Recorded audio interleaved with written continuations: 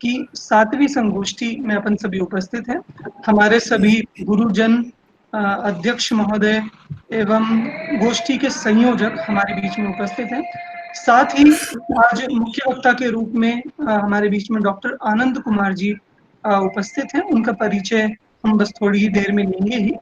सभा के प्रारंभ के लिए मंगलाचरण करने के हेतु मैं श्रीमती आशु जी से निवेदन करूंगा, कृपया मंगलाचरण करके सभा का मांगलिक प्रारंभ। सभी को सादर जय जिनेन्द्र। आइए मंगलाचरण के माध्यम से भगवान का नाम स्मरण करें। सभी हाथों को जोड़ लेंगे। प्रवचन सार ग्रंथ से ये मंगलाचरण उद्धृत है। एस सुरासुर मणु सिंध वंदिदम धोदघादिकं मलम प्रणमामि वर्धमानं तित्थं धम्मस्य कर्तारं शेषे पुण्यतिथयरे ससौव सिद्धे विशुद्ध सद्भावे समणेयणान दंसण चरित तव वीर्यायारे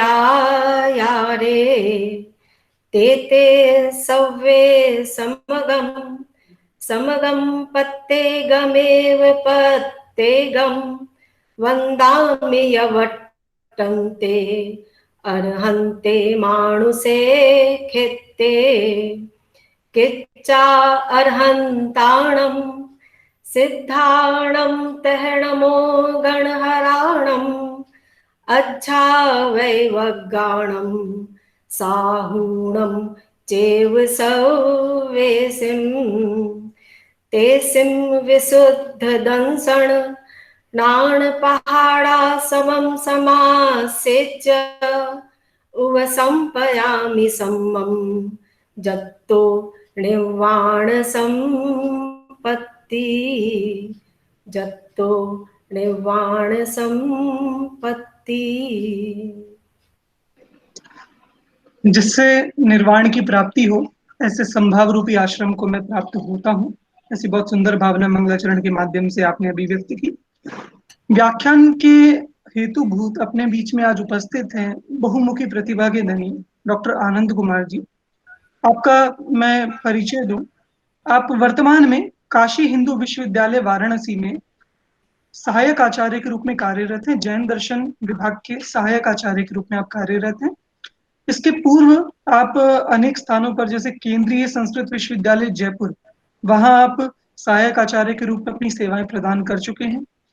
इसके अतिरिक्त जहां आपका मुख्य रूप से अध्ययन रहा, देश के सुप्रतिष्ठित संस्थान श्री दिगंबर जैन श्रमण संस्कृति संस्थान सांगानेर जयपुर और श्री दिगंबर वहीं का जो कॉलेज है श्री दिगंबर जैन आचार्य संस्कृत महाविद्यालय, जहां से मेरी भी शास्त्री और आचार्य की परीक्षा मैंने संपन्न की है, वहीं के आप छात्र रहे हैं। साथ ही आपने जैन विश्व भारती लाडनू से एमफिल परीक्षा उत्तीर्ण की है और काशी हिंदू विश्वविद्यालय से डॉक्टरेट की। उसका आपका विषय था चामुंडरायकृत चारित्र सार। इस विषय पर आपकी विद्यावारिधि का शोध कार्य रहा। अनेक विधाओं में आपको अनेक पुरस्कारों से सम्मानित किया गया एवं विशेष उपलब्धियां आपने प्राप्त की। प्राकृत भाषा के क्षेत्र में युवा मनीषियों को मिलने वाला सर्वोच्च सम्मान महर्षि बादरायण व्यास सम्मान से 2018 में महामहिम राष्ट्रपति महोदय के द्वारा आप सम्मानित हुए और इसी वर्ष सन 2018 में अपभ्रंश साहित्य अकादमी के द्वारा महावीर पुरस्कार से आपको सम्मानित किया गया। इस प्रकार आप विगत 20 वर्षों से जैन दर्शन, प्राकृत एवं प्राच्य विद्या के क्षेत्र में अपनी सेवाएं प्रदान कर रहे हैं एवं विविध राष्ट्रीय अंतर्राष्ट्रीय संगोष्ठियों में भाग लेना और अपने पत्र प्रस्तुत करना, प्रकाशन करवाना इत्यादि अनेक रूप से आपने जैन दर्शन के प्रचार प्रसार में, शिक्षण में, अध्यापन में अपना योगदान दिया है। ऐसे डॉक्टर साहब को आज उनका व्याख्यान का लाभ का हमें अवसर मिला, हम स्वयं का सौभाग्य समझते हैं। मैं अधिक विलंब न करते हुए डॉक्टर आनंद कुमार जी को आमंत्रित करूंगा, वे आए और अपने विषय जैन अध्यात्म का स्वरूप और साहित्य, इस विषय पर मैं मार्गदर्शन करूंगा। व्याख्यान अभी आनंद जी शुरू करेंगे। इसके पूर्व मैं आप सबको ये सूचना दे दूं कि आज का जो हमारा विषय है जैन अध्यात्म की विशेषताएं और उसका साहित्य, ये इसका संबंध हमारे पाठ्यक्रम से है और शास्त्री से लेके आचार्य पर्यंत जैन अध्यात्म के कई ग्रंथ हमारे पाठ्यक्रम में हैं। जैसे हम इष्टोपदेश पढ़ते हैं, समय सार ग्रंथ पढ़ते हैं, प्रवचन सार पढ़ते हैं, रयण सार पढ़ते हैं, अनेक ग्रंथ जो अध्यात्म से संबंधित जैन अध्यात्म की विशेषताएं बतलाने वाले ग्रंथ हैं। और इसके अलावा हमारे जो डिप्लोमा पाठ्यक्रम में जो हमारा द्वितीय प्रश्न पत्र है, तृतीय प्रश्न पत्र है, वो यूनिट पूरा का पूरा अध्यात्म ध्यान योग पर समर्पित है, जिसमें हम अध्यात्म की विशेषताएं, उसका साहित्य, एक बार इससे हमारा एक परिचय पूरा प्राप्त हो जाए। हम लोग कक्षा में इसकी चर्चा करते रहते हैं, लेकिन आज हमने विद्वान वक्ता से विशेष निवेदन किया कि आप इस विषय पर अपना उद्बोधन हम सभी को प्रदान करें, सभी विद्यार्थियों का मार्गदर्शन करें, ताकि वो और अधिक स्पष्ट हो सके और आपकी एक पुनरावृत्ति हो जाए इस व्याख्यान के माध्यम से। ये हमारा उद्देश्य है और ये हमारी 7वीं संगोष्ठी हो रही है विद्यार्थियों की। हमारे सभी भूतपूर्व विद्यार्थी, वर्तमान विद्यार्थी हमारे साथ जुड़े हुए हैं और मुझे प्रसन्नता है कि प्रतिदिन कम से कम 35-40 विद्यार्थियों की उपस्थिति रहती है और ये पुराने विद्यार्थी भी हमसे जुड़ते हैं, जो वर्तमान में है वो भी जुड़ते हैं। इसलिए ये महत्वपूर्ण विषय है, आप सभी इसको अवश्य सुने, समझें और एक नया अनुभव भी हम सबके साथ जुड़ रहा है। हम यहाँ पर हमारे देश में जो युवा मनीषी कार्य कर रहे हैं जैन विद्या के क्षेत्र में, अभी तक आपने देखा कि विभिन्न स्थानों से, विभिन्न विश्वविद्यालयों में जो हमारे युवा मनीषी, एक आप समझ सकते हैं कि नई पीढ़ी के जो विद्वान हैं उनको हम सुन रहे हैं, तो एक नई ऊर्जा के साथ सुन रहे हैं। और डॉक्टर आनंद कुमार जैन विशिष्ट प्रतिभा के धनी हैं और इन्होंने विशिष्ट प्रतिभा के धनी हैं और इन्होंने बड़े परिश्रम पूर्वक जैन विद्या का अध्ययन किया है। आज हम इनके अनुभवों से, हमारे बहुत अल्प निवेदन पर ही इन्होंने हमें समय प्रदान किया है, तो सभी विद्यार्थियों का आज वो मार्गदर्शन करेंगे। मैं निवेदन करता हूँ डॉक्टर आनंद जी से कि अपना वक्तव्य प्रारंभ करें। आप लोग मुझे सुन पा रहे हैं? जी जी, आ रही है आवाज एकदम स्पष्ट है। हाँ। ऋषभ जी, आवाज स्पष्ट आ रही है आपको? जी सर, बिल्कुल स्पष्ट। ठीक है, मैं प्रारंभ। हाँ, हेलो जी। हाँ जी, ठीक है, मैं प्रारंभ करता हूँ। सर्वप्रथम सभी लोग मंगलाचरण के लिए हाथ जोड़ लें।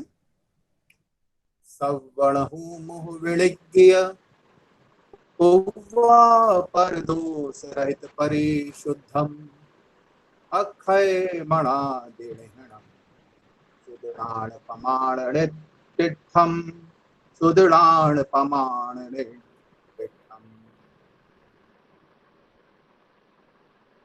यह मेरा परम सौभाग्य है कि लाल बहादुर शास्त्री केंद्रीय विश्वविद्यालय के जैन दर्शन विभाग ने मुझे इस योग्य समझा और एक सुअवसर प्रदान किया कि इस केंद्रीय विश्वविद्यालय में मैं भी आप सभी के बीच कुछ परिचर्चा हेतु उपस्थित हो सकूं।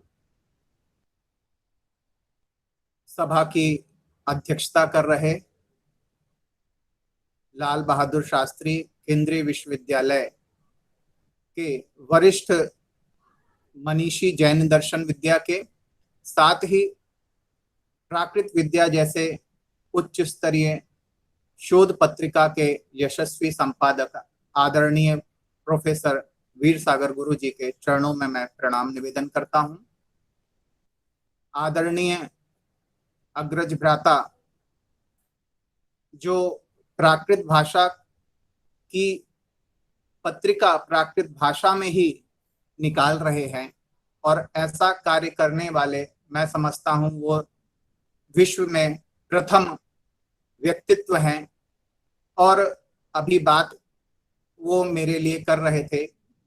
वस्तुतः युवाओं के जो प्रेरणा स्रोत हैं सभी युवा विद्वानों के, वह आदरणीय ऐसे प्रोफेसर अनिकांत जी, आप के माध्यम से, आपके लेखों के माध्यम से हम हमेशा ही बहुत लाभान्वित होते हैं और केंद्रीय विश्वविद्यालय लाल बहादुर शास्त्री की जैन दर्शन विभाग के वरिष्ठ विद्वान आदरणीय डॉक्टर कुलदीप जी, आपको भी मैं प्रणाम निवेदन करता हूं।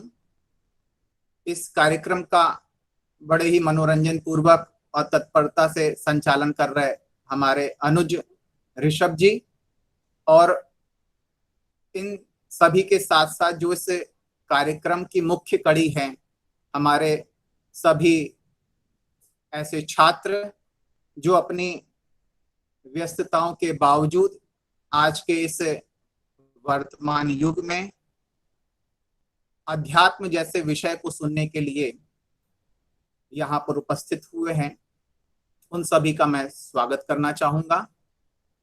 आज का विषय, जैसा कि आदरणीय विभागाध्यक्ष महोदय जी ने आप सभी को बताया है कि जैन अध्यात्म का स्वरूप और उसका साहित्य, इस विषय पर हम यहाँ पर चर्चा करेंगे।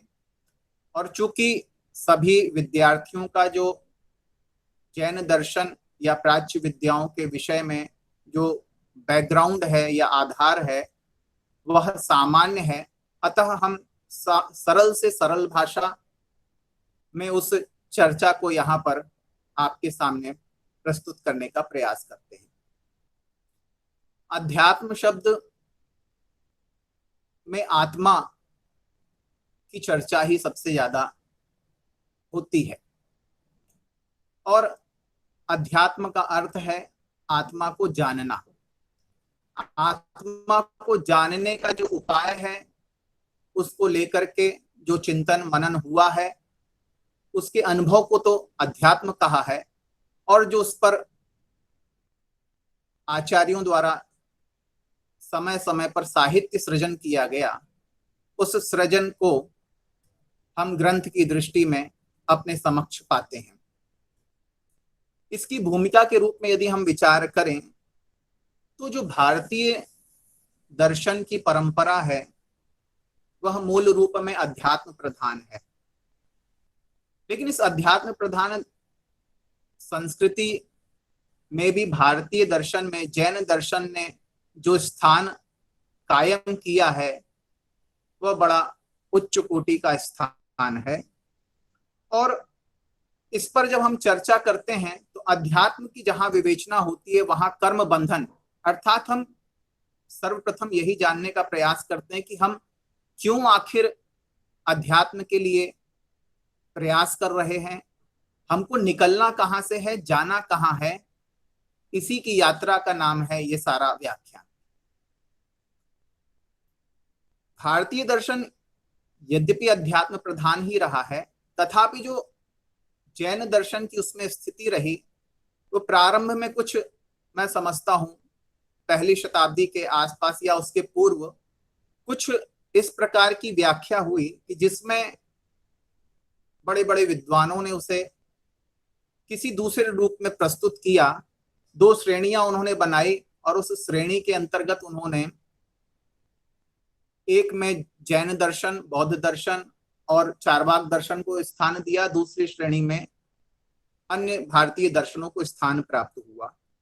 लेकिन उस श्रेणी की जो व्याख्या हुई उसको लेकर के जैन दर्शन के सभी आचार्यों ने एक मत से आपत्ति अपनी स्थापित की, क्योंकि जहां तक जैन धर्म के आस्तिक्य का विषय है तो मैं कहना चाहूंगा यहाँ आज्ञा सम्यक्त्व की जहां चर्चा होती हो, आस्तिक्य भाव की जहां चर्चा होती हो, जहां आत्म तत्व की विवेचना की जा रही हो, जहां कर्म सिद्धांत का विवेचन किया जा रहा है, लोक परलोक की व्यवस्था है, और हम अपने रागादि परिणामों पर भी चर्चा करते हैं, वैसा दर्शन आत्मदर्शन से यदि संबोधित न किया जाए तो अत्यंत मन में पीड़ा उत्पन्न होती रहे। इसी क्रम में हमें यह भी समझना होगा कि जैन दर्शन ने जैन अध्यात्म की जो विवेचना की है वो अत्यंत सूक्ष्म की है, और बहुत गहराई तक जाकर के सारे विषयों को स्पष्ट किया है।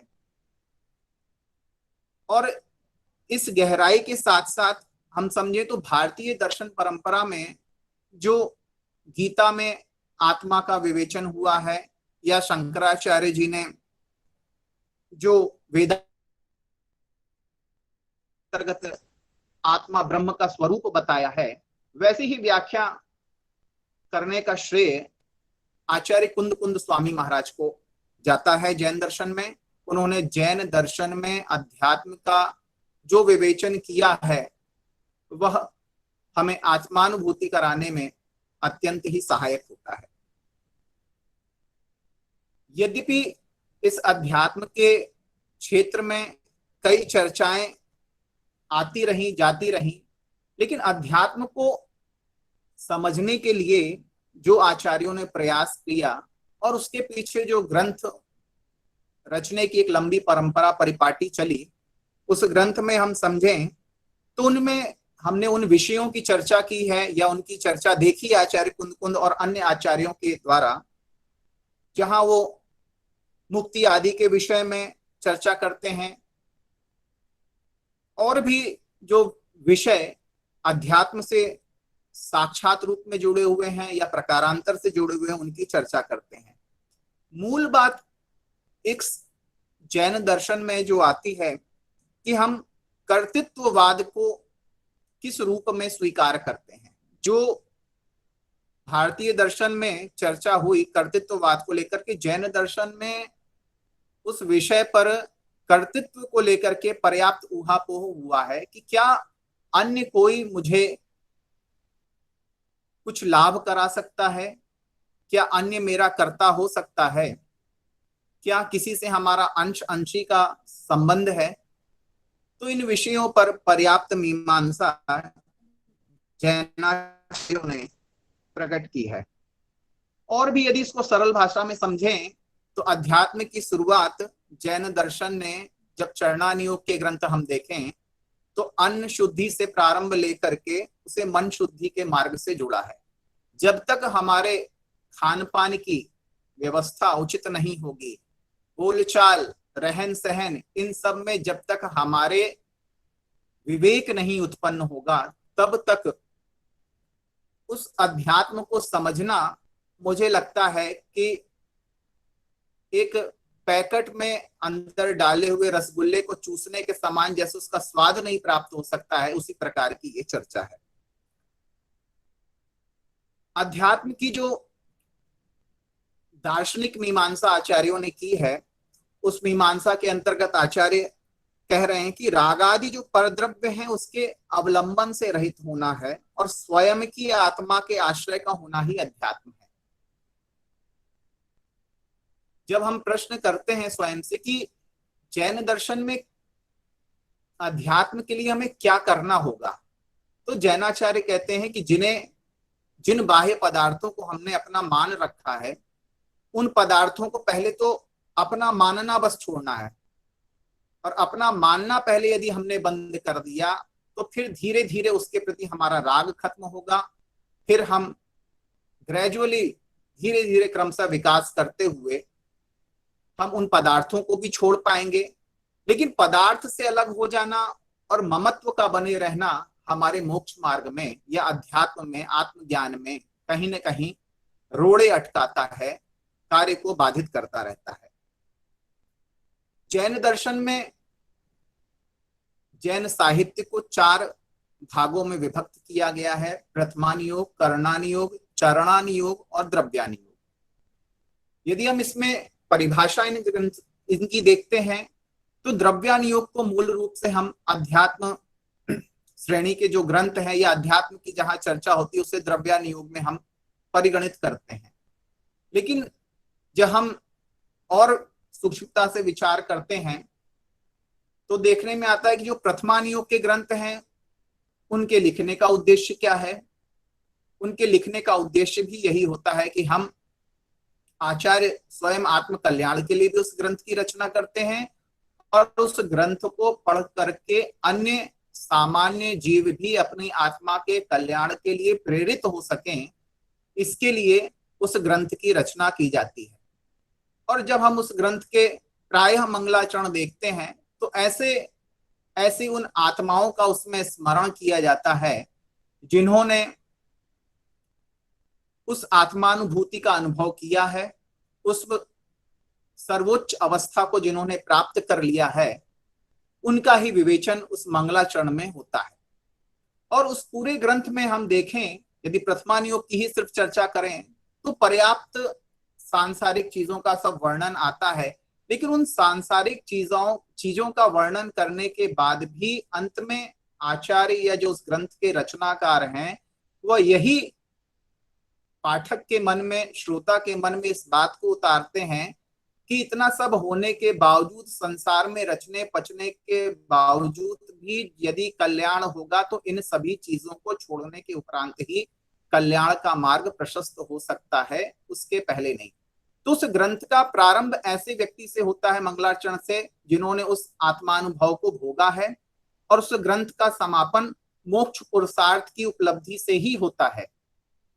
इस प्रकार का प्रथमान योग है। चरणान योग भी, जैसा कि मैंने कहा कि अन्न शुद्धि से और मन शुद्धि की जो यात्रा होती है, चरणान योग का कार्य वही है। की हम चर्चा कर लें, चाहे पुरुषार्थ सिद्धि उपाय की चर्चा कर लें, उपासका अध्ययन की चर्चा कर लें, या जो भी मूलाचार आदि जो ग्रंथ हैं उनकी चर्चा करें, तो उनमें भी मूल कारण यही है कि पहले हमें पर को जानना है। देखिए, बहुत अच्छी बात मैं आपको बताता हूं कि सर्वार्थ सिद्धिकार आचार्य पूज्यपाद महाराज ने जब 7 तत्वों का विवेचन किया है तो जीवा जीवाश्रव बंध संवर इस प्रकार का उन्होंने सूत्र लिखा, और उस सूत्र में उन्होंने व्याख्या में, टीका में लिखा कि क्यों मैंने पहले जीव तत्व को लिया है, उसका विवेचन क्यों कर रहा हूं, या उसको स्थान मैंने सूत्र में पहले क्यों दिया है। और उसके बाद वो कहते हैं कि ये अजीव का वर्णन यहाँ पे मैं कर रहा हूं, और स्वयं ही प्रश्न करते हुए कहते हैं कि मैं अजीव की चर्चा इसलिए कर रहा हूं कि यह जीव का परमोपकारक है। बात बड़ी अटपटी सी लगती है कि जीव का उपकारक अजीव जो हमारे पर पदार्थ हैं वो कैसे हो सकते हैं, इनको तो हम छोड़ने की बात कर रहे हैं। बोले यदि इनको हम पर नहीं मानेंगे, अजीव पदार्थों को, और इनके प्रति हमारा ममत्व नहीं खत्म होगा, ये जब तक हमसे पृथक नहीं होंगे, हमसे अलग नहीं होंगे, तब तक इस जीव का कल्याण नहीं हो सकता। इसलिए वहां पर उन्होंने, तो जितनी भी चर्चा अध्यात्म की होती है उसमें यदि संसार का कथन न हो तो संसारी व्यक्तियों को वो बात समझ में नहीं आ सकती है। क्योंकि जैसे एक उदाहरण से हम समझते हैं सरल, कि हमारे कहीं यात्रा का टिकट होता है और ट्रेन के द्वारा हमको कहीं जाना है, तो हम जाकर के, मान लीजिए उदाहरण के लिए हमारा AC 1 में रिजर्वेशन है और हम जाकर के बैठ गए और निश्चिंत होकर बैठ गए, अपना सामान हमने रख दिया है, और उसके पश्चात थोड़ी देर बाद अगले स्टेशन पर कोई दूसरा यात्री आता है और वो कहते हैं कि ये सीट तो मेरी है, और फिर दोनों ही लोग अपनी सीट चेक करते हैं टिकट देख करके, तो इतने में हमारा ध्यान जाता है कि अरे ये तो मैं गलत सीट पर बैठ गया हूं, और फिर हम क्षमा याचना करते हुए दूसरी जहां पर हमारी सीट है बाकायदा B1 वगैरह कहीं भी, उसमें जाकर के हम बैठते हैं। वस्तुतः जीव की स्थिति ऐसी ही है। हम संसारी प्राणियों ने क्या समझ रखा है कि ये जो मनुष्य पर्याय है या ये जो संसार है यही हमारा स्वरूप है, यही हमें रहना है और यही हमारा जीवन है। जब हम इसे अपना मानकर भोगते हैं तो इसमें हम रचते फंसते जाते हैं। लेकिन जब हम जान लेते कि नहीं, यह संसार उस ट्रेन में गलत सीट की तरह ही हमारा स्थान नहीं है, तब जाकर के हम मोक्ष के लिए वह संसारी जीव प्रयास करता है। वस्तुतः देखें तो जो अध्यात्म की चर्चा है वह चर्चा अलग विषय है, और आत्मानुभूति वो आचार्यों ने अनिर्वचनीय अर्थात चर्चा का विषय नहीं कहा है, वह तो अनुभूति का विषय है। और जब हम अपने स्वभाव को प्राप्त हो जाते हैं तब हमें उसकी अनुभूति होती है, उसके पहले चर्चा करना व्यर्थ है। ठीक उसी प्रकार से जैसे नदी के किनारे खड़े होकर के कोई व्यक्ति, और नदी कैसे तैरा जाए नदी में या उसको कैसे पार किया जाए, इसको यदि कोई पुस्तक लेकर के वो समझने का प्रयास करेगा तो वो शायद कभी उसको, शायद क्या निश्चित ही मैं कहूंगा कि वो कभी उसको समझ नहीं पाएगा, और उसके लिए वो असंभव ही होगा। तो नदी में तैरने के लिए हमें उस पानी में उतरना होगा। तो अध्यात्म को समझने के लिए शास्त्र हमारे लिए माध्यम है, और उस शास्त्र में लिखी हुई बात को जब हम अपने आत्मा में आरोपण करेंगे तब जाकर के हमें उस अध्यात्म की अनुभूति होने की संभावना बनती है, और फिर बार बार निरंतर अभ्यास से ही उस आत्मानुभूति में हम प्रवीण हो पाते हैं। आत्मा शब्द जो है इसमें अत शब्द है, मूल शब्द जो मूल धातु है अत है। अत का अर्थ होता है परिवर्तन करना। मैं बहुत शास्त्रीय व्याख्या नहीं करूंगा आपके लिए, लेकिन जो मूल शब्द है उसको समझना बड़ा आवश्यक है, जिससे आपको विषय याद रहे। अत शब्द का अर्थ होता है वर्तन करना, परिवर्तन करना। लेकिन किसमें परिवर्तन करना? क्या संसार में परिभ्रमण करने का नाम आत्मा मान लिया जाए? नहीं।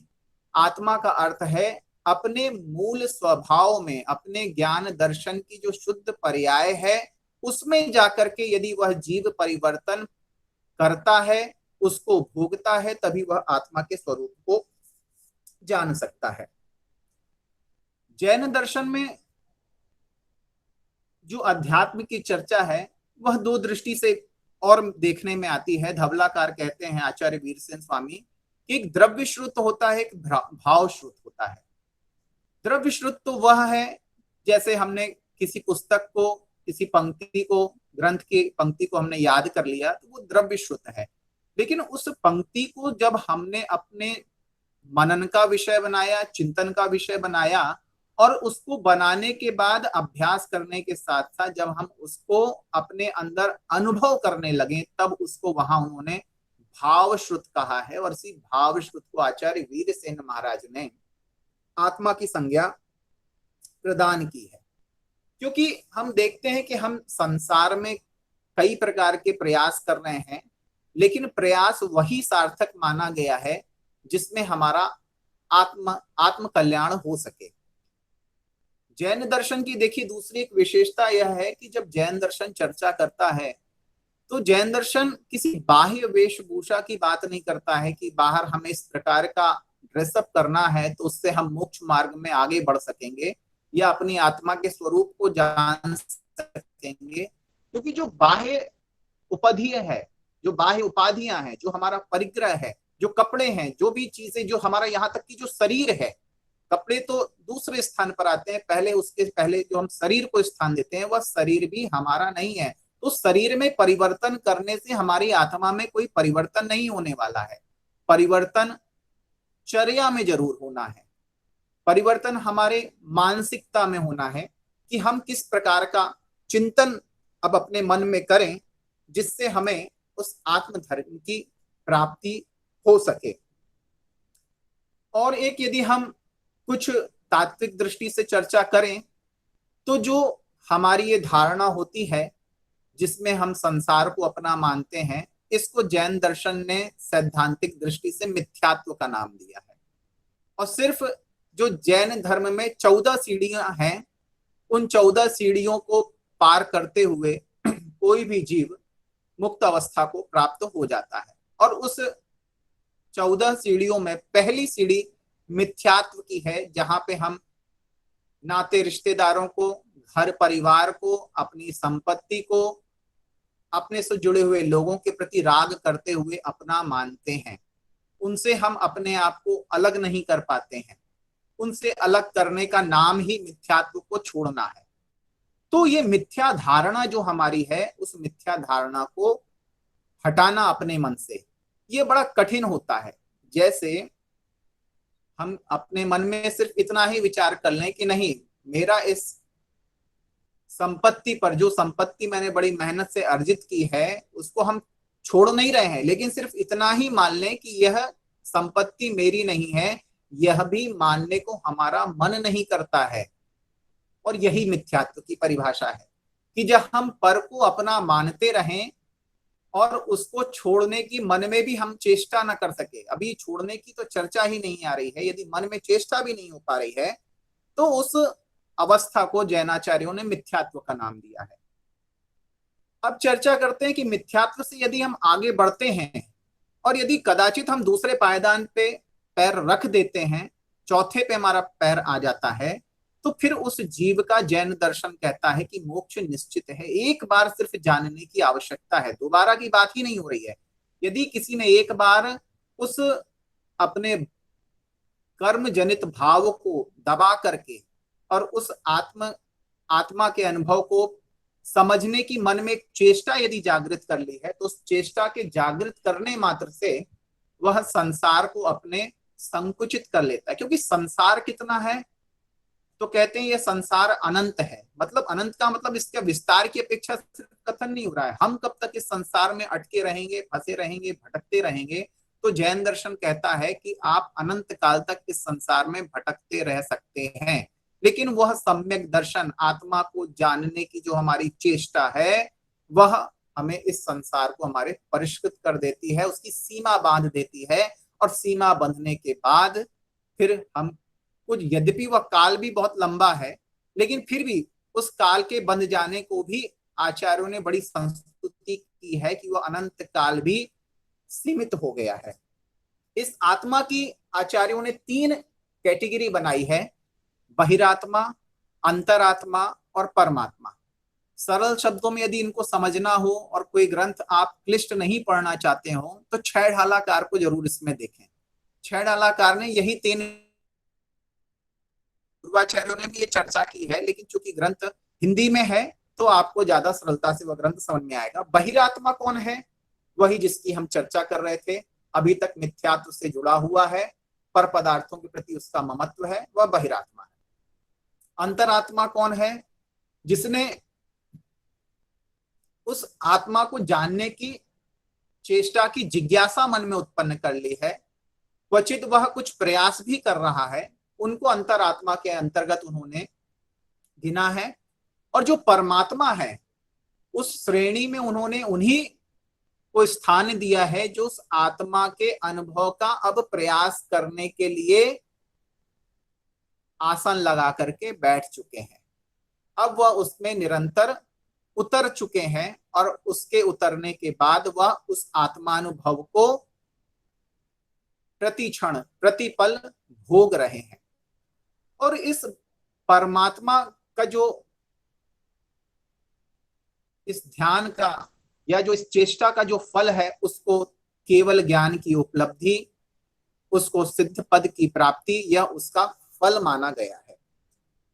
इन सब चर्चाओं को हम जब समझेंगे तो निश्चित ही हम इन तीनों के अंतर को समझ पाएंगे और यह जान पाएंगे कि बहिरात्मा को छोड़ करके अंतरात्मा में हमें प्रवेश करना है। और जब अंतरात्मा में प्रवेश कर लेंगे तो निश्चित रूप से उस परमात्मा के स्वरूप में को जानने के लिए हम प्रयास करते हुए एक दिन उस मुक्ति रूपी लक्ष्मी को निश्चित प्राप्त कर पाएंगे।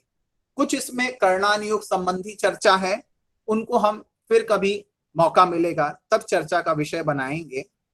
अब देखिए, बहिरात्मा को और थोड़ा सा यदि समझ लें तो कहते हैं कि जैसे जब हमें कैसे पता चले कि हम बहिरात्मा है कि अंतरात्मा है, ये प्रश्न आप अभी पूछ सकते हैं मुझसे बाद में। तो मैं कहना चाहूंगा कि क्या हमको शारीरिक कष्ट की अनुभूति हो रही है? आप कहेंगे, हम कहेंगे हाँ भाई शारीरिक कष्ट की अनुभूति हो रही है। तो बोले शारीरिक कष्ट की अनुभूति क्या दूसरों को नहीं हो रही है? नहीं, कष्ट तो उनको भी दिया जा रहा है या उनको कर्म के कारण उनको कष्ट की प्राप्ति हो रही है, लेकिन वह उसमें अपना मन कितना लगा रहा है, उसकी और उसका उपयोग कितना उस जीव का जा रहा है, इस विषय पर जब हम देखेंगे तो बहिरात्मा हाय तौबा कर रहा होता है, अंतरात्मा भी उतना ही कष्ट भोगते हुए अपने आप को साम्य भाव में बांधे हुए रहता है। और जो आत्मानुभव में उतर जाते हैं उनका तो कहना ही क्या, उन्हें तो बाह्य की किसी क्रिया का बोध भी नहीं हो पाता है, क्योंकि जो आत्मा के अंतरंग भाव में इस समय रमण कर रहा है वह बाह्य की ओर उसका ध्यान नहीं जाता है। जब बाह्य की ओर ध्यान जाएगा तो निश्चित ही वो परमात्मा से अंतरात्मा की अवस्था या फिर अंतरात्मा से बहिरात्मा की अवस्था में पहुंच जाते हैं। अंतरात्मा की और चर्चा करें तो जो बाह्य विषयों से हमारी दृष्टि हटाने का नाम है अंतरात्मा। और वो बाह्य दृष्टि क्या है? परिग्रह को मानना, हमारा ममत्व होना, अत्यंत राग होना। अत्यंत राग, ठीक है, कोई जीवन में समस्या आ गई है, अब उस समस्या का यदि कोई इलाज नहीं है तो क्या बार बार चिंतन करने से वह समस्या सुलझ जाएगी। उल्टा हम कहीं ना कहीं अवसादग्रस्त हो जाएंगे, किन्हीं बीमारियों से घिर सकते हैं। लेकिन अंतर आत्मा की ओर प्रेरित व्यक्ति या अंतर आत्मा को जिसने प्राप्त कर लिया है, वह इस प्रकार की चिंताओं से मुक्त होता है। चिंताएं उसकी खत्म नहीं होती हैं, लेकिन चिंताओं से वो अपने आप को अलग जरूर कर लेता है। प्रगाढ़ बैर रखना, हमारा जो बैर होता है, हम किसी के प्रति अपनी कोई धारणा बना लेते हैं तो हठाग्रह हमारा ऐसा हो जाता है कि फिर हम कभी उसको क्षमा नहीं करते हैं। तो जैन दर्शन तो बड़ी प्रायोगिक चर्चा करता है कि अध्यात्म की ओर बढ़ना है तो पहले दूसरों को क्षमा करना सीखो, और दूसरों को क्षमा करने के साथ साथ फिर स्वयं को भी क्षमा करना हमें आना चाहिए। क्योंकि कई बार मन में ग्लानि होती है कि मैंने वो अपराध किया था, तो उस ग्लानि को बार बार अनुभव करने से कोई लाभ नहीं है। अब मैं आगे नहीं करूंगा, इस प्रेरणा के साथ ही हम अंतरात्मा परमात्मा की उस यात्रा में बढ़ सकते हैं। यदि हिंसा, चोरी, झूठ, कुशील, परिग्रह, इन 5 पापों में हमें अभी आनंद आ रहा है, हमें रसास्वादन हो रहा है, तो समझ लीजिए इंद्रियों के जितने भी विषय हैं उन सब की यदि हमारे मन में प्रवृत्ति जागती रहती है तो ये निश्चित हमें मान लेना चाहिए कि अभी हम उस आत्मानुभव के प्रति अपनी यात्रा करने का मानस भी नहीं बना सके हैं। अब कुछ ग्रंथ की चर्चा करें तो समय सारकार ने क्या उस विषय में कहा है, या आचार्य कुंद कुंद ने या अन्य आचार्यों ने क्या चर्चा रखी है, तो एकाध मैं गाथा आपको सुनाना चाहूंगा। वो शुद्धात्मा का स्वरूप जो है उसकी चर्चा करते हैं, और शुद्धात्मा के स्वरूप को जब हम समझ लेंगे तो आत्मा अर्थात जो संसारी आत्मा है उसके स्वरूप को हम अपने आप समझ जाएंगे। जो इस गुण से सहित है वह शुद्ध आत्मा है, जो इस गुण से रहित है वह अशुद्ध आत्मा की चर्चा है। तो वो कहते हैं ऋग गंथो ऋरागो ऋसल्लो सयल दोष ऋम मुक्को ऋक्कामो ऋक्कोहो ऋम्माणो ऋबदो अप्पा। अप्पा यहाँ उन्होंने विशेषण दिया है, लेकिन वहां पे उसका तात्पर्य उस शुद्ध आत्मा से है जो अध्यात्म के माध्यम से वो प्राप्त करने के प्रक्रिया में है। तो वो कहते हैं वह जो जीव होता है, जो शुद्ध आत्मा को जिसने प्राप्त किया है, वह निर्ग्रंथ हो जाता है, वह राग से रहित निरागी हो जाता है, शल्य से रहित है, सकल दोष जितने भी हैं उसके वह अपने उन दोषों से मुक्त हो जाता है। काम, क्रोध, मान और मद, लोभ आदि सभी वो दुर्गुणों को अपनी आत्मा से दूर कर लेता है। जैन दर्शन में जो एक चर्चा है कर्तृत्ववाद की, उसको मैं फिर यहाँ पर आपके समक्ष बात रखना चाहूंगा कि यहाँ कोई अन्य हमारा कल्याण कराने में सक्षम नहीं है। तो क्या जीव को संसार में अकेला संसार समुद्र में फेंक दिया कि तुम डूब जाओ? नहीं, जैनाचार्यों ने उसको अकेला जरूर छोड़ दिया है, लेकिन उसकी शक्तियां उसे उसी तरह याद दिला रही हैं जिससे वो उन शक्तियों को याद करके अपनी आत्मा का कल्याण करने के लिए स्वयं प्रेरित हो सके। दूसरे की आवश्यकता कहाँ है? जब हम किसी दूसरे का कल्याण कर सकते हैं तो पहले अपना कल्याण करना चाहिए। तो यहाँ कल्याण करने का किसी के लिए उन्होंने आदेश नहीं किया है। उन्होंने कहा है कि हर जीव में, चाहे हम पेड़ पौधों, कीट मकोड़ों की चर्चा करें, चाहे यदि हम देवताओं, नारकी जीवों की चर्चा करें, त्रियंचों की चर्चा करें, मनुष्य की चर्चा करें, यहाँ तक कि सिद्ध परमेष्ठी की चर्चा करें, तो सत्व की दृष्टि से सब में एक सी ही शक्ति कहीं ना कहीं छिपी हुई है। किसी ने अपने कर्मों का नाश करके उन शक्तियों को प्रकट कर लिया है, किसी ने उन कर्मों का नाश नहीं कर पाने के कारण अभी वो संसार में ही फंसा हुआ है। तो इस प्रकार की जो चर्चा है वो अंश अंशी का जो भाव है, जो एक व्याख्या है, उसका निराकरण जैनाचार्य कर रहे हैं। हमें अपनी आत्मा के कल्याण के लिए स्वयं ही प्रयास करना होगा। और चर्चाओं को देखें तो एक भेद विज्ञान की चर्चा जैन दर्शन ने की है कि भेद विज्ञान होना चाहिए। भेद विज्ञान क्या है? तो ऊपर जो चर्चाएं हमने पहले की हैं उसी प्रकार से उसका एक बहुत अच्छा उदाहरण ग्रंथकार ने दिया है, छत्र चूड़ामणिकार ने। वो कहते हैं हेय उपादेय या विवेक अविवेक का ज्ञान यदि नहीं है तो हमारा शास्त्र ज्ञान करना व्यर्थ है। जैसे उदाहरण दिया है कि चावल रहित यदि कोई धान है, धान जो होती है वो चावल सहित होती है, लेकिन यदि कोई चावल रहित धान है और उसको कोई किसान पीटे कि उसमें से चावल निकल जाए, उस प्रकार से प्रयास करना हमारा व्यर्थ होता है। तो विवेक को पहले जागृत करना आवश्यक है। विवेक हम अपने जीवन के दैनिक दिनचर्या में घटने वाली घटनाओं से अपने आप को आंक सकते हैं कि क्या हम में अध्यात्म की कोई झलक दिख रही है। यदि रोड पर खड़े किसी भिखारी को देख करके मन में करुणा भाव उत्पन्न नहीं होता है, और साथ ही हमें उसकी करुणा भाव के साथ साथ उसके प्रति हमें मन में विचार करना है कि किन कर्मों के कारण उस ऐसी परिस्थिति में पहुंचा है, तो उस विचार करने के साथ हम इतना तो निश्चित है इस बात पर समझ पाएंगे कि हमें कर्म सिद्धांत का ज्ञान होगा, और साथ ही क्या हमें नहीं करना है जिससे वो सामने जिस प्रकार का वह कर्मों के कारण दुख भोग रहा है उस गति को हम प्राप्त नहीं कर सके। अपनी आत्मा के कल्याण का मन में भाव आना भी बड़े पुण्य का कार्य है। यदि पुण्य नहीं होगा तो आत्म भाव के प्रति हमें जिज्ञासा मन में उत्पन्न नहीं हो सकती। एक इंद्रिय आदि से लेकर के असंगी पंचेंद्रिय तक जो हम सामान्य जीवों को विभाजित करते हैं, उनमें आत्म कल्याण का भाव ही नहीं पनप सकता है। वो कितना भी प्रयास करे, उनके अंदर वो भाव है ही नहीं। कहीं से कोई निमित्त भी मिलेगा तो वह उस निमित्त को अपने कल्याण में प्रयोग नहीं कर सकते हैं। लेकिन वह शक्ति हमें मिली है तो निश्चित ही उस शक्ति का हमें प्रयोग करना चाहिए।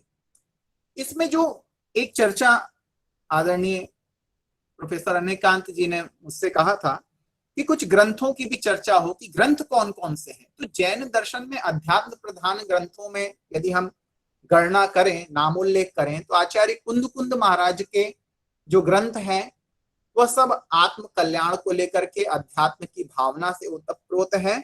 जैसे कि समयसार ग्रंथ, उसमें समय का अर्थ यदि आप देखें तो कोशकारों ने समय का अर्थ आत्मा भी किया है, और यहाँ उसी आत्मा अर्थ में ही इसका प्रयोग है। यद्यपि काल अर्थ में भी प्रयोग है और भी उसके कई अर्थ हैं, 5-6, लेकिन जो ग्रंथ की प्रासंगिकता है उसको देखते हुए यहाँ पर आत्मा के सार का जहां कथन हो रहा है वह समय सार है। सम उपसर्ग पूर्वक अय जो धातु होती है वो ज्ञान अर्थ में, और ज्ञान जितने भी ज्ञान की जहां भी धातुएं हैं, जो भी चर्चाएं हो रही वो सब आत्म चर्चा के बिना निरर्थक है। यदि आत्मा शब्द को हम देखें तो संस्कृत व्याकरण की दृष्टि से आत्मन शब्द बनता है। आपने कभी सुना होगा या डिक्शनरी खोल के कभी देखेंगे तो आत्मन शब्द मिलता है। इस शब्द को भी निघंटुकार आदियों ने, जो भी कोशकार हैं, उन्होंने जो इसका लिंग निर्धारण किया है उसके अंतर्गत इसे पुल्लिंग में ही रखा है। यह भी बड़े दार्शनिक चिंतन का विषय है कि आत्मन शब्द को पुल्लिंग में रखने की क्या आवश्यकता थी। यद्यपि हिंदी में हम इसको आत्मा खाती है, आत्मा रोती है, आत्मा सोती है, इस प्रकार का प्रयोग करते हैं, लेकिन संस्कृत की दृष्टि से देखें तो आत्मा अमर होता है, आत्मा कर्मों के दुख को भोगता है, भोगती नहीं है, तो वहां पे पुल्लिंग। तो पुल्लिंग का कारण यह है कि जैन दर्शन स्त्री मुक्ति की चर्चा को कहीं भी स्थान नहीं दे रहा है। एक दूसरा पक्ष है जैन दर्शन का ही, वहां स्त्री मुक्ति जरूर चर्चा है, लेकिन जो आचार्य कुंद की परंपरा है उसमें स्त्री मुक्ति को, सवस्त्र मुक्ति को, केवली भुक्ति को, इन सब विषयों को अध्यात्म की दृष्टि से रूढ़ा मानते हुए उन पर चर्चा नहीं की है। प्रवचन सार की चर्चा होगी, उसमें अध्यात्म जगह जगह पर आचार्य कुंद महाराज ने पिरो कर रखा है। ज्ञान अधिकार, ज्ञेय अधिकार और चारित्राधिकार की चर्चा होती है। पंचास्तिकाय ग्रंथ भी, नियम सार जैसा ग्रंथ जिससे मैंने अभी गाथा कोट की थी, वारसानुपेक्षा, इसमें यद्यपि 12 भावनाओं का कथन, लेकिन वो 12 भावना भी हमारे आत्मा के कल्याण करने के लिए ही बताए गए एक प्रकार से रास्ते हैं, मंत्र हैं, जिनके चर्चा करने से हम निश्चित ही अपने आत्म कल्याण के लिए, क्योंकि जब तक हम अनित्य आदि भावनाओं को नहीं भा सकेंगे या उसके मर्म को नहीं समझ सकेंगे तो आगे बढ़ना हमारे लिए बड़ा कष्टप्रद होगा। क्योंकि जैसे हम वैराग्य यदि पूर्ण रूप से ना आए, या जिसे स्मशान वैराग्य कहते हैं, तो हम जाएंगे लेकिन पुनः हमारा चूंकि मन पूर्ण रूप से विरक्त नहीं हो पाया है तो पुनः विषयों की ओर हम दुगनी क्षमता के साथ लौटेंगे। तो देखें तो प्रथमानुयोग, चरणानुयोग, कर्णानुयोग और द्रव्यानुयोग, चारों ही जो अनुयोग हैं, या जैन जितने भी जैन दर्शन के ग्रंथ, जैन साहित्य वांग्मय को वृद्धि करने के लिए जितने भी ग्रंथों को रचा गया है, सब में जैन दर्शन, जैन अध्यात्म की ही चर्चा होती आ रही है। केवल ज्ञान को उसका हमने फल माना है।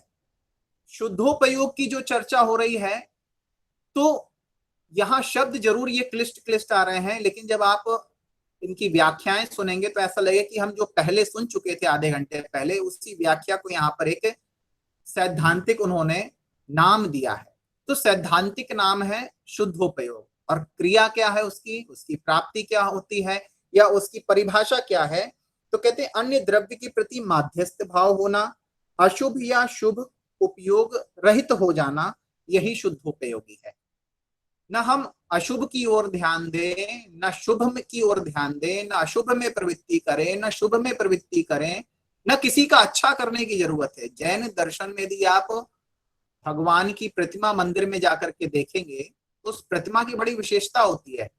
प्रतिमा पद्मासन में है तो हाथ पे हाथ रख करके ही वो इस प्रकार से बैठे हैं, और जब हाथ पे हाथ रख के बैठे हैं तो क्या वो किसी को आशीर्वाद भी तो दे सकते थे, लेकिन वहां किसी को किसी विशेष के प्रति राग नहीं है, वो तो सबके प्रति उनका, सब जीवों के प्रति उनका समान भाव है। उस समान भाव की पराकाष्ठा का अपनी आत्मा में जागृत हो जाने का नाम ही शुद्धोपयोग है। अब इसकी कुछ सैद्धांतिक विशेषताएं हैं, उनको फिर कभी हम चर्चा का विषय बनाएंगे। और जो एक मूल बात इसमें देखें तो जैन दर्शन कहता है कि मोक्ष किसे प्राप्त होगा। तो जैन दर्शन में आचार्य अकलंक स्वामी कहते हैं यस्य मोक्षेपि ना कांक्षा सह मोक्षम अधिगच्छति, जिसने मोक्ष की कामना भी अब करना छोड़ दी है। और छोड़ दी का मतलब कि वो जब आत्म ध्यान में कोई जीव लीन हो जाता है, कोई आत्मा लीन हो जाती है, तो अपने आप ही उसके सारे विकल्प मन से हट जाते हैं, और उस विकल्पों के हटने का नाम ही मुक्ति अवस्था को प्राप्त करने का संकेत है। क्योंकि जब तक मन में विकल्प संकल्प हमारे चलते रहेंगे तब तक हम उन कार्यों से मुक्त नहीं हो सकते हैं। मन को हमें निश्चल करना है, और निश्चल करने के बाद ही हम इस मुक्ति की चर्चा कुछ कर पाएंगे और उस मुक्ति का अनुभव कर पाएंगे। इन सारी विवेचनाओं को मैं समझता हूं हमने समझा है। इसमें अब आपके कुछ प्रश्न होंगे, उन प्रश्नों के लिए मैं आप सभी को चाहूंगा कि आपके जो भी प्रश्न हो, जो विषय स्पष्ट नहीं हो, क्योंकि इनको मैंने अधिकतम सरलतम भाषा में आपको प्रस्तुत करने का पूरा प्रयास किया है। मेरा समय आदरणीय अध्यक्ष महोदय ने 45 मिनट निर्धारित किया था, वह लगभग हो चुका है, तो मैं उस समय का अतिक्रमण नहीं कर रहा हूं। अब आपके जो भी प्रश्न हो उस पर हम विस्तार से चर्चा कर सकते हैं, क्योंकि कुछ बिंदुओं को मैंने सिर्फ छुआ है कि वो गहन चिंतन के विषय हैं, और जब हम उनमें कुछ विशेष बार बार सुनेंगे तब जाकर के वो विषय हमें स्पष्ट हो सकेंगे। और सामान्य चर्चा के दौरान मुझे लगता है इतनी बात पर्याप्त है। तो आप शुद्ध आत्मा, अशुद्ध आत्मा, अध्यात्म की आवश्यकता क्यों है, इस पर भी विचार हम कर चुके हैं, इन सभी बिंदुओं को देख चुके हैं। अब आपके प्रश्न मैं आमंत्रित करना चाहूंगा सभी को। जय जिनेंद्र। जय जिनेंद्र सर, बहुत ही अच्छा आपका उद्बोधन था। मेरी एक शंका है जो बहुत बेसिक है। आपने भी कहा और पहले भी हम कई दफा सुन चुके हैं कि अगर आप किसी को दुखी को देखें तो सोचें कि उसको उसके कर्मों का फल मिल रहा है, और आप ये निश्चय करें कि हम ऐसे कर्म ना करें जिससे हमें भी इस तरह का कोई दिन देखना पड़े, हम अपने आत्मकल्याण की तरफ अग्रसर हों। मुझे ये बात कभी भी समझ नहीं आई कि जैन धर्म हमेशा आत्मकल्याण की बात करता है, पर सर देखिए दूसरों को दुखी देखकर उनके तरफ हम जितना अपना कर्तव्य कर सकते हैं, क्या ये पहले बहुत ज़रूरी नहीं है? आत्मकल्याण से पहले तो मुझे लगता है कि दूसरों पे दया करना, उनको मदद करना, और किसी तरीके से उनको अब उस बुरी दशा से निकलने के लिए एफर्ट करना, ये बहुत ज़रूरी है। आत्मकल्याण तो उससे धीरे धीरे हो ही जाएगा, और बड़ी अवस्था में हम बाद में बहुत ही अच्छा प्रश्न आपने किया। और इस प्रश्न में देखिए इसकी दार्शनिक व्याख्या है। आत्मकल्याण की चर्चा तब हो रही है आत्म कल्याणी को बाह्य जगत दिखता नहीं है। और जब हम कार में बैठ करके बाहर किसी भिखारी को या गरीब परेशान व्यक्ति को देख रहे हैं, तब निश्चित रूप से हम आत्मानुभूति नहीं कर रहे हैं। उस समय हम बाह्य ही अवस्था में हैं, हम स्वयं संसार में उस समय हैं। तो संसार में रहते हुए जो संसार के प्रति हमारा कर्तव्य है, और यदि संभव है और हम समर्थ हैं, तो निश्चित ही पहले कल्याण करना चाहिए। इसके लिए उदाहरण मैं आपको बताऊंगा बहुत संक्षेप में, कि विष्णु कुमार मुनि, यदि आपने कभी नाम सुना हो उनका, एक जैन साधक हुए। वो ध्यान में लीन थे, और जब उनको किन्हीं ने आकर के ये सूचना दी कि अन्य एक स्थान पर कहीं जैन साधुओं के ऊपर अत्याचार हो रहा है, आप समर्थ हैं, आप उन्हें बचा सकते हैं, तो एक दिगंबर साधु होते हुए भी उन्होंने उस ध्यान को छोड़ा और आत्म कल्याण के मार्ग में, और ऐसा भी उल्लेख आता है कि वो अंतर्मुहूर्त यदि और रुक जाते, मतलब थोड़ी सी देर और रुकते, तो मोक्ष स्वयं प्राप्त कर लेते। तो उन्होंने अपने मोक्ष मार्ग को रोक करके वो वहां गए, और वहां जाकर के उन्होंने उन 700 मुनिराजों की रक्षा की। तो यदि हमारा उपयोग बाह्य है, तो पहले बाह्य को कर ले, लेकिन ऐसा भी ना हो कि हम बाह्य का कल्याण करते करते आत्म कल्याण की ओर कभी लौट ना पाए। तो बाह्य में जाना और अंतरंग में आना, इसके बीच की कड़ी को हमें थोड़ा सा समझते रहना है कि बाह्य की में क्रिया को कभी जैन दर्शन ने निषेध नहीं किया है। जैन दर्शन जितनी करुणा की बात कर रहा है, अरहंत परमेश की जो चर्चा कर रहे हैं, वो किसके कल्याण, भाई तीर्थंकर में यही तो विशेषता है। वो आत्म कल्याण के साथ पर कल्याण में भी उनकी बुद्धि लगी रहती। यद्यपि कल्याण हर व्यक्ति हर जीव स्वयं ही करेगा उसमें वो, लेकिन वो बाह्य निमित्त ही है। तो हम भी किसी की एक हेल्प ही कर सकते हैं, सहयोग कर सकते हैं। उससे ज्यादा यदि उसका कर्म का अतिरेक है, चलिए ठीक है, उसके पास खाने को नहीं आप भोजन दे सकते हैं, लेकिन उसकी यदि पेट में पाचन शक्ति खत्म हो गई हो, तो हम क्या कर लेंगे? तो इसको भी थोड़ा विचारना है। हम अपने कर्तव्यों से पीछे हटने के लिए जैन दर्शन ने कभी चर्चा नहीं की है। ठीक है, आपको स्पष्ट हुआ होगा? नहीं, बहुत स्पष्ट हो गया। मुझे सिर्फ यही लगता है कि हर आदमी अगर आत्म कल्याण की तरफ जाएगा, तो समाज के पिछड़े और एक्चुअली होता क्या है, आपका प्रश्न उठना लाजमी है एकदम, जो सभी श्रोताओं के मन में होता है कि हम किसी भी एक चीज का अतिरेक कर देते हैं। या तो हम बाह्य में ही इतना प्रवृत्त हो जाएंगे कि अंतरंग को ही भूल जाएंगे या उसको नकार देंगे, या अंतरंग में इतना प्रवृत्ति हम हो जाते हैं, होते नहीं है बस, तो हम अंतरंग की पैरवी करने लगते हैं कि बाह्य जगत फिर हमारा पूरा निरर्थक हो जाता है। तो बाह्य में भी जब तक हम संसार में हैं, तो व्यवहार में है, और उसके व्यावहारिक पक्ष को हमें समझना होगा। समझ आ गया सर, धन्यवाद। धन्यवाद सर। धन्यवाद सर। मैं अरुण जैन, आवाज आ रही है सर? हाँ सर, फरमाएं। जय जिनेन्द्र जी। सर मैं एक बात सर पूछना चाह रहा था कि आप ये बताइए, कहते हैं कि मन को छोड़ कर के तभी आप जो है आत्मानुभूति कर सकते हैं, आत्मा में डूब सकते हैं, ठीक है? मन को छोड़ करके आत्मा में नहीं डूब सकते। मन को छोड़कर, मन को एक साइड में रखकर तभी आप आत्मा अनुभूति कर सकते हैं, आत्मा में डूब सकते हैं, ऐसा है क्या?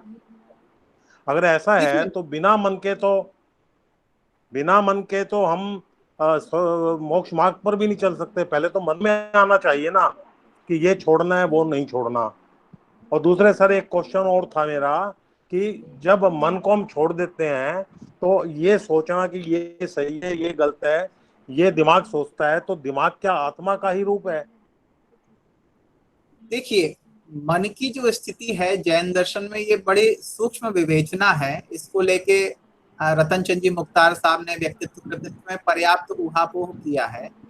तो मन की जो अवस्था है, मन ही हमारी मुक्ति में कारण मूल रूप से होता है। क्योंकि जो जैन दर्शन कहता है कि संगी पंचेंद्रिय, अर्थात जिसके मन है, मन का अर्थ वहां पर है जिसमें चिंतन मनन की शक्ति है। चिंतन मनन भी कैसा कि मुझे अपनी आत्मा का कल्याण करना है, यह भाव मन में ही उत्पन्न होने की शक्ति है। अन्य भी जीव है, लेकिन उस भाव को वो उतनी गहनता सूक्ष्मता से ग्रहण नहीं कर पाते हैं। तो मन की जो उपयोगिता है वो मोक्ष मार्ग में प्रेरित करने के लिए है। इसके बाद लेकिन जब हम आत्मानुभूति करते हैं, जो सात्विक गुणस्थान आदि की चर्चा हो रही है, वहां पर उस मन के प्रति फिर उसका कोई कर्तव्य बोध नहीं होता है। वो स्वतः एक प्रक्रिया चलती है, स्वतः प्रक्रिया चलती है।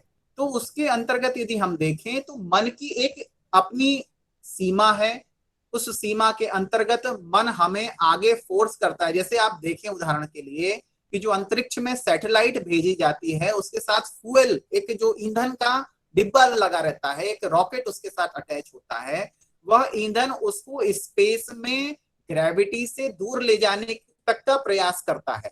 और जैसे ही वो ग्रेविटी 0 पॉइंट पे पहुंचता है उसके बाद वह यात्रा स्वयं, उसको वो जो मिसाइल होती है, जो ईंधन प्रोपेलर है, वो सारी चीजें हट जाती हैं और वो स्वतः ही वो यान आगे फिर बिना गुरुत्वाकर्षण के प्रभाव के आगे बढ़ता रहता है।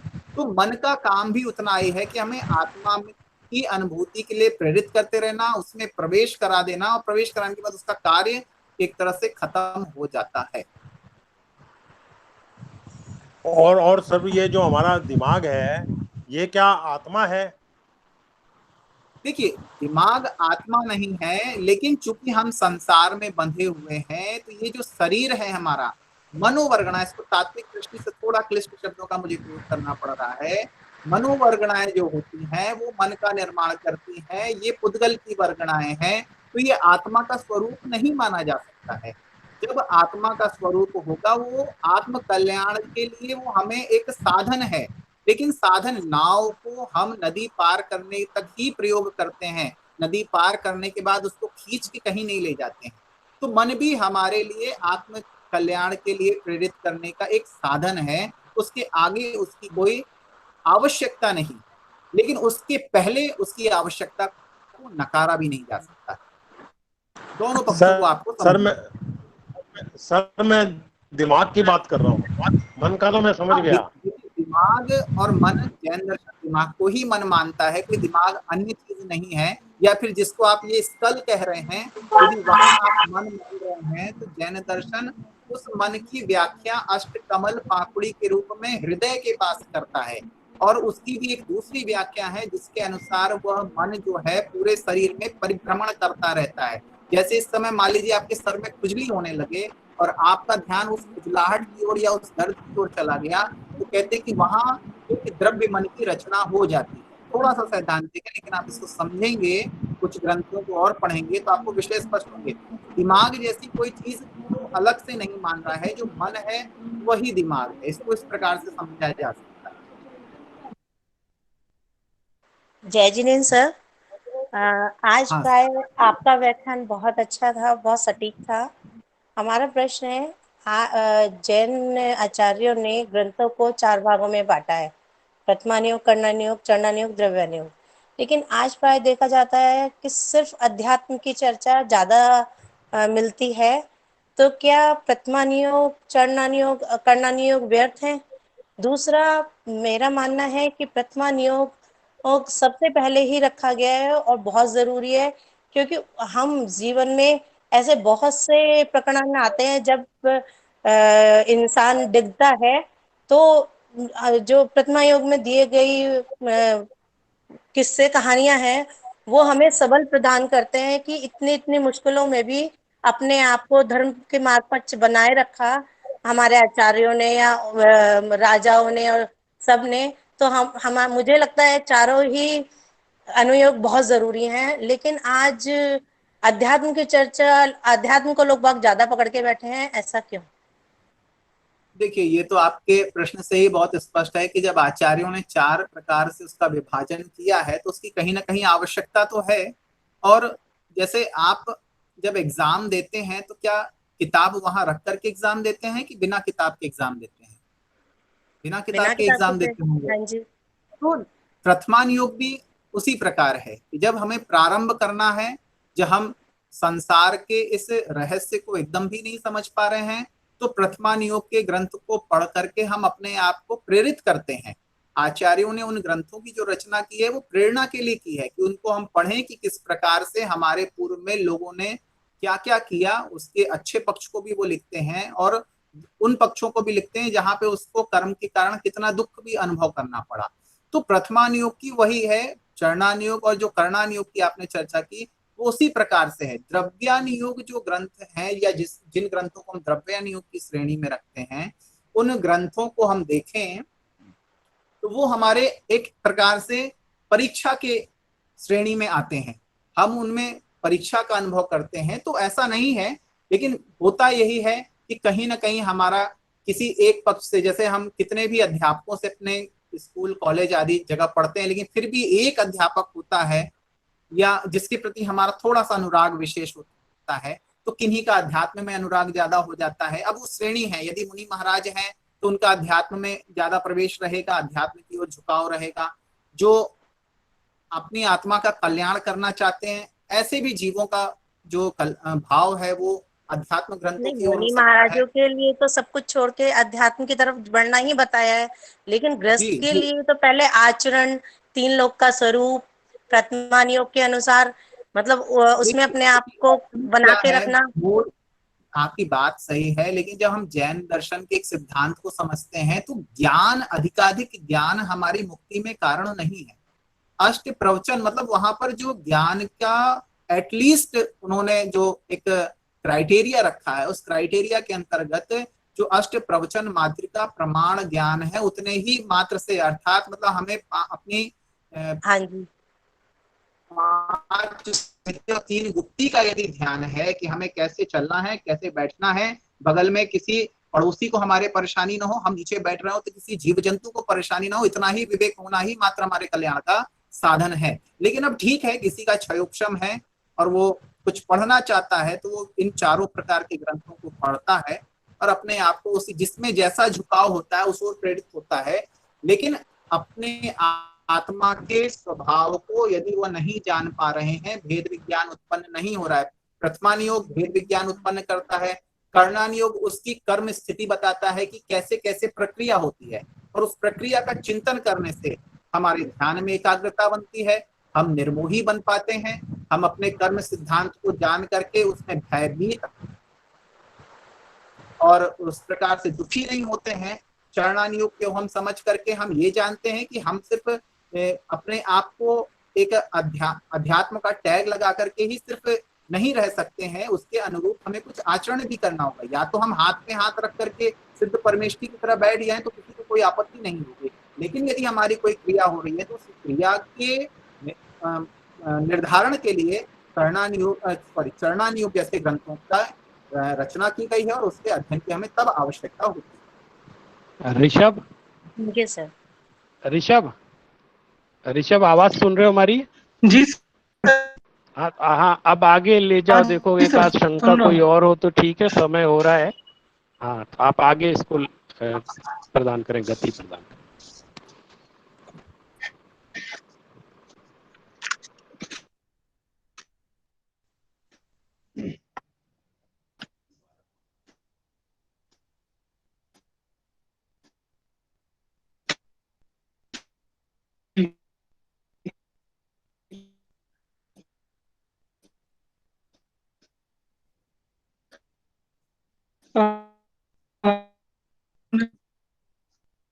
जी मैं बहुत करना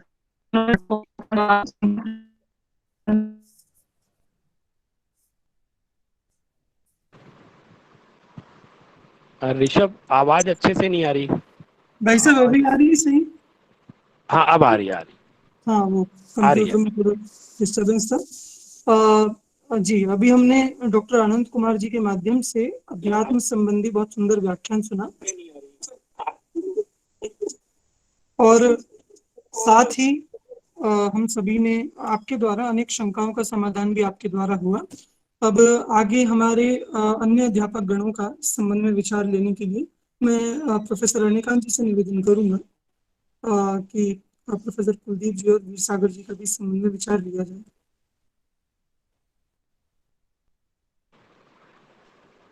हेलो, हाँ कुलदीप जी जुड़े? कुलदीप जी, कुलदीप जी जी भाई सब जुड़े हैं। जुड़े? हाँ, तो कुलदीप जी से कहेंगे, 2 शब्द बोलेंगे कुलदीप जी।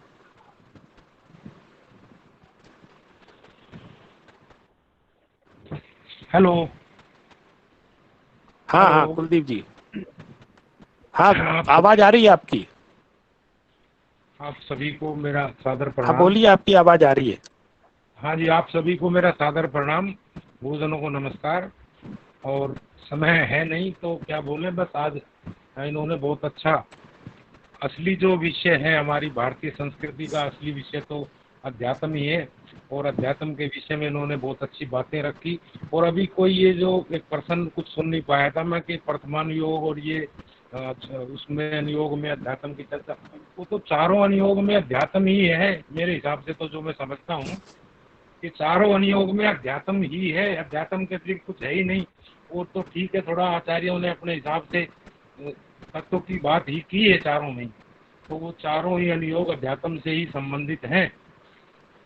तो बहुत अच्छा रहा, अच्छे प्रसन्न हो रहे थे, और मैं आप सभी का धन्यवाद करता हूँ, और गुरु जी अनेकांत जी का भी बहुत धन्यवाद करता हूँ कि आपने तो बहुत ही अच्छा प्रोग्राम बना दिया है ये, और ये ऐसे ही चलता रहे, बस यही इच्छा है मेरी। तो आप सभी का बहुत बहुत धन्यवाद। अब मेरा निवेदन है आदरणीय वीर सागर जी से कि वे मार्गदर्शन देंगे।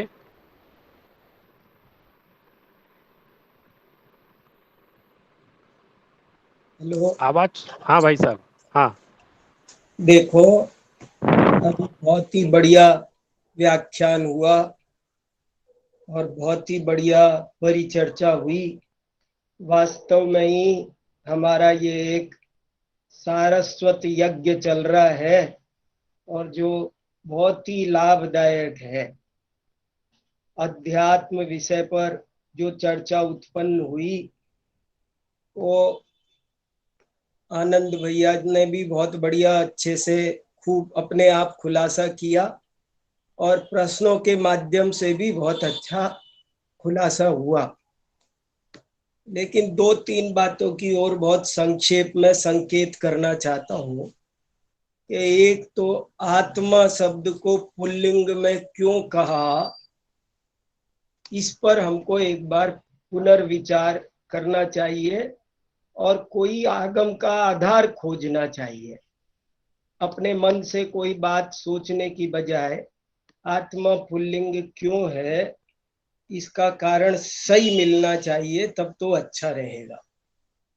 दूसरा, ये जो चर्चा आई कि पहले प्रथमान योग पढ़ना चाहिए, तो ऐसा कहीं पर भी शास्त्र में लिखा हुआ नहीं है।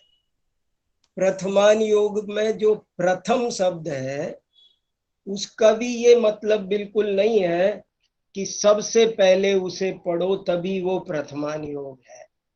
आप जरा शांति से चिंतन करें कि यदि कोई व्यक्ति अपने जीवन में कभी कोई प्रथमान योग का ग्रंथ पढ़ ना पाए, उसे मिल ना पाए, कोई भी वजह हो सकती है, तो क्या उसे सम्यक दर्शन की प्राप्ति नहीं होगी? वो तो कुलदीप जी बहुत अच्छा संकेत कर रहे थे, बहुत बढ़िया समाधान कर रहे थे कि अध्यात्म तो मूल प्रयोजन है, वो तो चारों अनुयोगों, निष्कर्ष तो वही है।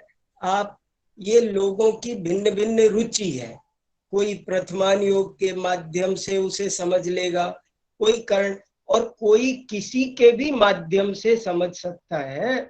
हम सब लोगों को ये बात एक बार फिर से शांति से गहराई से, हमको सबको ऐसा लगता है बहुत सारी बातें हैं जबरदस्त।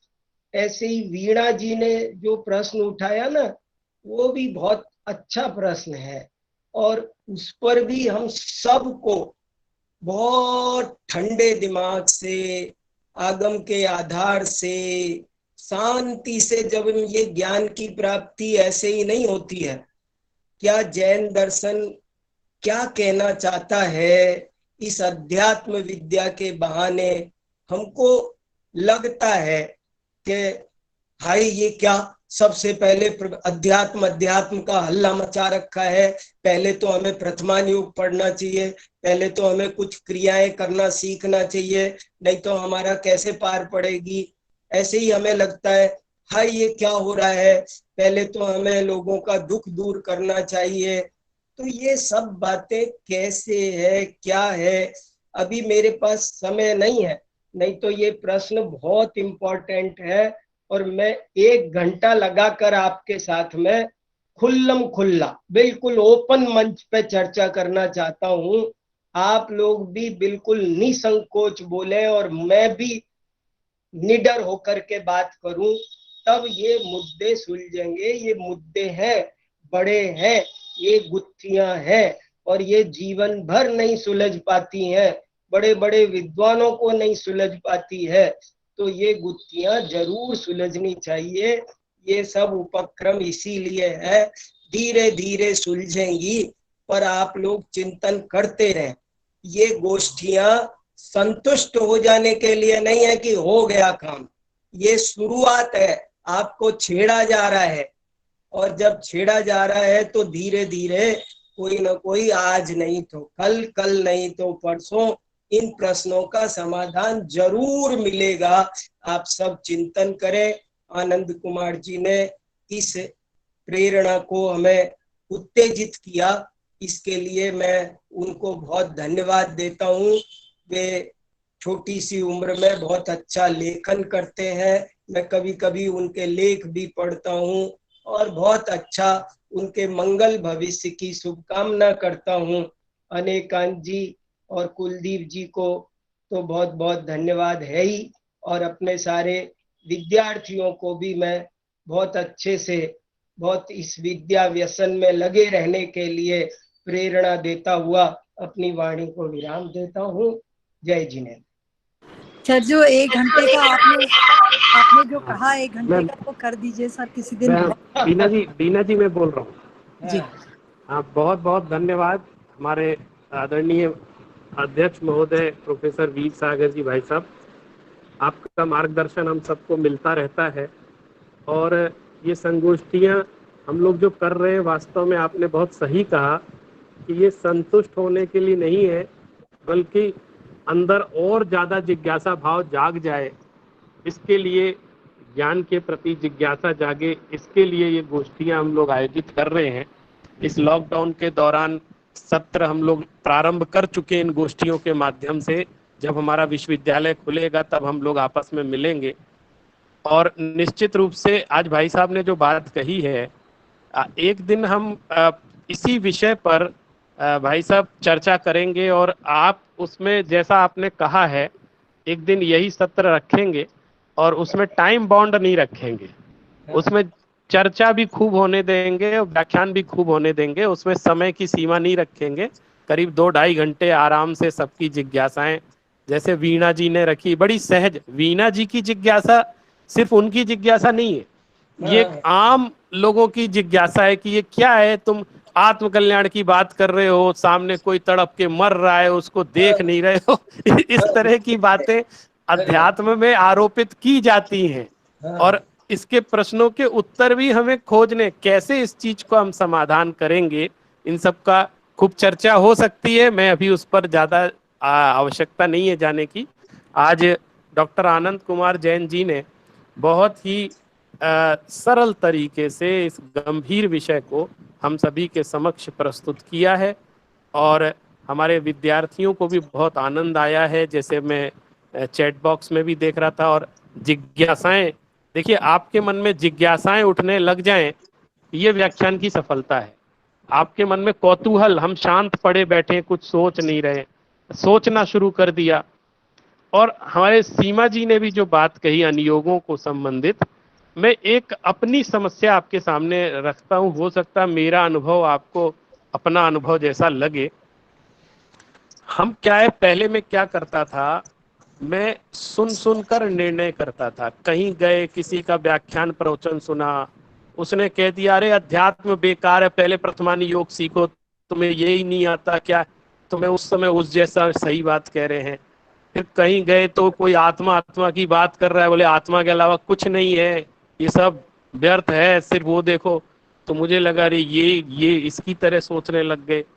तो हमारी कमी क्या थी कि हम खुद पढ़ के नहीं सोचते थे, सुन कर सोचते थे। किसी का भाषण प्रवचन सुन लिया और हम उसी के प्रभाव में बह गए, उससे प्रभावित हो गए।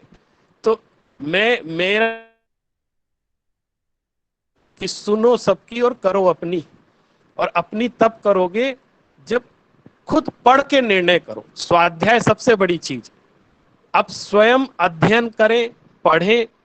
इतना लेखकों ने, विचारकों ने, आचार्यों ने जैसे मेरे मन में तो कहीं द्वंद्व नहीं है इस विषय पर, आप इतना मन चल रहा है, मेरे मन में कहीं द्वंद्व नहीं है, न किसी अनुयोग को मुख्य गौण व्यवस्था दुनिया में लागू रहती है, यहाँ भी लागू रहती है।